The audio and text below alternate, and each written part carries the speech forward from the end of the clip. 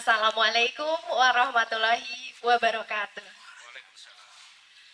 Apa kabar anak-anakku sekalian? Saya doakan kalian senantiasa sehat beserta keluarga di tengah pandemi COVID-19 ini. Saya paham perasaan kalian. Kalian ingin mengikuti MPLS seperti kakak-kakak tingkat sebelum kalian, yaitu pergi ke sekolah, kemudian mengadakan orientasi dan sebagainya, kemudian bertegur sapa dengan teman-teman baru kalian. Tetapi meskipun kita melaksanakan MPLS secara virtual dan online, saya yakin kalian semangatnya tetap tinggi meskipun dalam keadaan seperti ini. Nah, untuk materi kali ini, dengan tema kesadaran hukum, kita telah memiliki narasumber yang luar biasa. Boleh Bapak diperkenalkan diri dulu? Siap, terima kasih Bu Irma. Bu Risma ya. Ya, Risma Pak, Risma. Bu Risma ya. Iya. Terima kasih Bu Risma waktunya. Nama saya Didin Suyadi SPD. Sehari-hari kerja di SMA Pangalengan sebagai guru BK kelas 12 khususnya. Dan diberi tugas tambahan Bu Risma sebagai wakil kepala sekolah bidang kehumasan. Wah, nah jadi beliau adalah Wakasek Humas SMA Negeri 1 Pangalengan yang luar biasa. Mungkin langsung ke materi saja ya Bapak, Boleh. karena videonya terbatas untuk waktunya. Iya, siap. Nah, tema kali ini adalah tentang kesadaran hukum Bapak. Apa sih secara umum pengertian dari kesadaran hukum itu? Baik, yang dimaksud kesadaran hukum adalah kesadaran dari diri sendiri tanpa ada paksaan, tanpa ada tekanan dari luar terutama atau dari siapapun terhadap kepatuhan terhadap peraturan dan hukum yang berlaku. Iya, Jadi di betul, sini benar-benar sebuah nuraninya memahami bahwa dirinya itu harus paham terhadap hukum itu. jadi bukan paksaan dari orang lain, tapi dari diri sendirinya ya Pak? Iya, betul Bu Risma. Kalau itu pengertian secara umum mungkin ya Pak? Iya. Tapi karena kita berada di lingkungan sekolah, mungkin kita lebih fokus ke apa sih kesadaran hukum bagi siswa dan siswi, apalagi khususnya untuk calon siswa-siswi SMA Negeri 1 Pangalengan ini. Iya, baik. Nah, itu turunannya kan dari kesadaran hukum secara tinggi, ada undang-undang, ada peraturan pemerintah, ada peraturan gubernur, terus ke bawahnya di dalam konteks pendidikan. Itu pasti kita mengacu kepada peraturan Menteri Pendidikan. Di dalam peraturan Menteri Pendidikan ini muncullah yang disebut dengan bagaimana hak dan kewajiban siswa. Nah, disinilah barangkali yang dimaksud dengan Bu Risma ya, bahwa apa sih kesadaran hukum bagi para siswa? Jadi kalau untuk para siswa yang dimaksud harus memiliki kesadaran hukum adalah sama dengan kesadaran yang tadi yang umum, bahwa harus muncul suatu kesadaran dari diri sendiri terhadap ketaatan, terhadap tata tertib yang berlaku di sekolah. Apa bentuk aksinya yang dimaksud ketaatan itu? Yang pertama yang kita soroti adalah dalam tataran hukum itu kan ada etikanya. Betul Pak.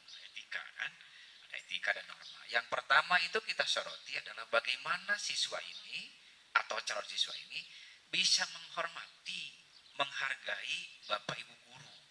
Itu pertama. Ya, itu poin penting mungkin ya Pak. Poin pentingnya. Setelah dia mampu menghargai dirinya sendiri, menghargai gurunya, menghargai teman-temannya, itu insya Allah siswa-siswa itu telah memiliki etika dan sopan santun, yang mana etika dan norma itu bagian dari hukum juga.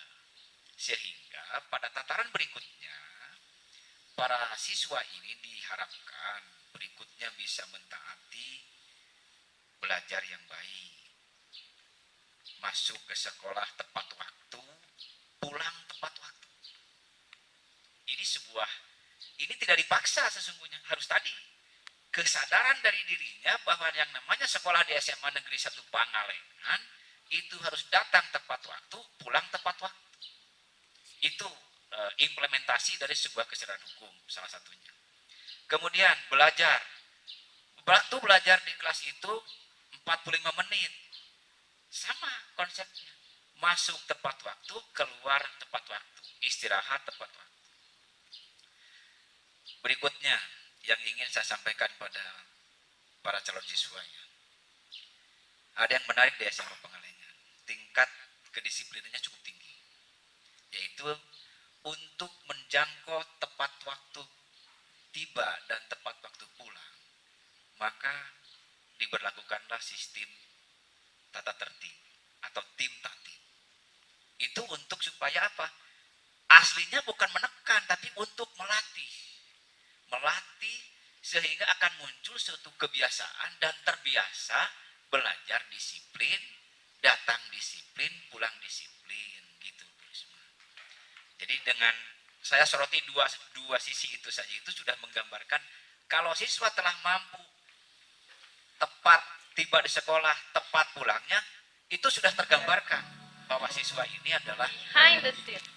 Wes, bahwa siswa ini adalah memiliki kesadaran hukum di sekolah. Yang berikutnya yang kita ingin soroti, yang dilarangnya. Yang dilarangnya ini yang perlu diperhatikan oleh para siswa. Tata tertib SMA Negeri 1 Pangalengan, itu yang pertama, selama di SMA Negeri Pangalengan dilarang menikah. Oh, jadi jangan dulu ya, Bapak. Jangan dulu. Apalagi mendahului ibu bapaknya. Oh, apalagi. Ibu guru, bapak gurunya. Kalau itu, apalagi itu. Ya, jadi tahan dulu sampai setelah lulus ya, Bapak. Tahan dulu. Emang ada gitu ibu bapak guru yang belum nikah? Nanti saya tanya-tanya dulu, Bapak. Oh iya ya. Ya, jadi itu paling pertama. Itu dilarang menikah selama belajar di SMA 1 Pangalengan. Itu peraturannya. Yang kedua, dilarang merokok di sekitar Lingkungan sekolah. lingkungan sekolah. Oh. Itu yang saya garis bawahi. Betul, Pak. Yang ketiga, dilarang berkelahi atau adu jotos. Karena ada fenomena baru, Bu Risma. Apa itu, Pak? Kita menemukan justru kalau dulu zaman saya, yang berkelahi itu laki-laki dengan laki-laki. Kalau itu sekarang?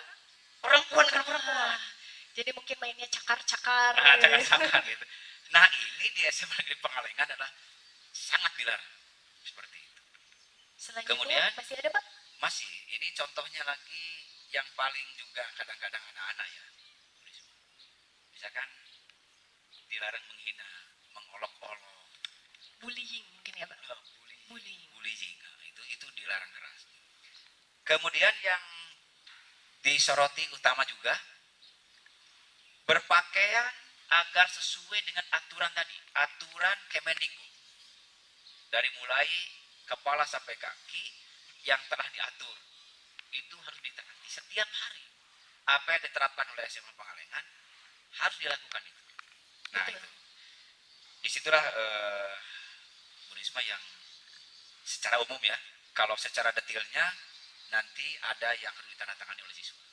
Jadi nanti untuk peraturan secara detail biasanya diberitahukan ya Bapak, baik itu dalam ketika ada surat tertulis maupun ada di spanduk biasanya ya, Ya, Bapak ya, ya. ditaruh. Nanti bahkan di kelas-kelas nanti ditempelkan. Oh, ditempel. Wah, itu berarti lebih mengingatkan ke siswa-siswinya untuk apa sih peraturan di SMA Negeri 1 Pangalengan. Seperti itu, Pak? Iya, betul. Sekali. Dari pemaparan Bapak barusan bahwa sebenarnya rata-rata siswa itu tahu apa sih peraturan sekolah, jam masuk jam berapa, pulang sekolah jam berapa.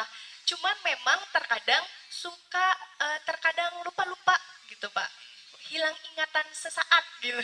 Tahu masuk jam 7, masuknya jam 7 lewat 15. Sedangkan di SMA Negeri 1 Pangalengan seperti yang Bapak paparkan bahwa masuk jam sekian ya sudah harus jam sekian gitu.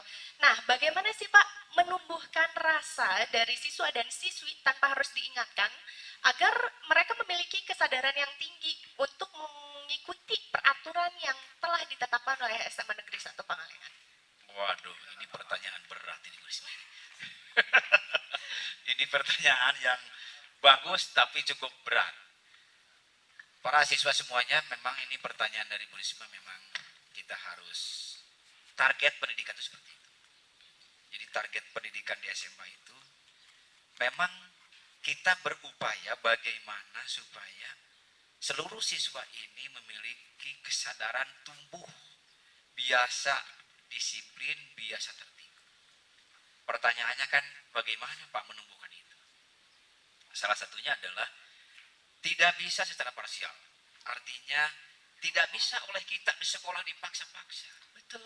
Karena anak juga mungkin risih lama-kelamaan kalau dipaksa ya Pak. Risih dan kadang-kadang melawan juga. Iya betul, itu yang paling ditakutkan. Tetapi